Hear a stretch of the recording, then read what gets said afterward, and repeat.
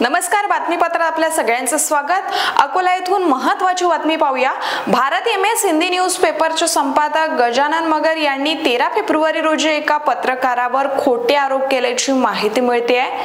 महत्त्वाची बातमी अकोला येथून पोलीस अधीक्षक अकोला यांच्याकडे भारत MS हिंदी बातमी पेपर या नावाने लेटर हेडवर तक्रार दिली असता त्या तक्रारी विरोधात सदर पत्रकार यांनी पोलीस महासंचालक मुंबई, पोलीस अधीक्षक अकोला तसेच मुख्यमंत्री मंत्रालय मुंबई यांच्याकडे धाव घेतली आहे। संपादक गजानन मगर यांनी काही भ्रष्टाचारी पोलिसांच्या सांगण्यानुसार खोटी तक्रार दिली आहे व खोटे आरोप करत ब्लॅकमेल करण्याचा प्रयत्न सुद्धा केलाय। त्यामुळे गजानन मगर यांच्यावर कायदेशीर कारवाई करावी तसेच भारत MS हिंदी बातमी पेपर RNI रजिस्टर आहे की नाही ही सत्यता पडताळणी करावी अशी तक्रार सदर पत्रकार यांनी दिली आहे।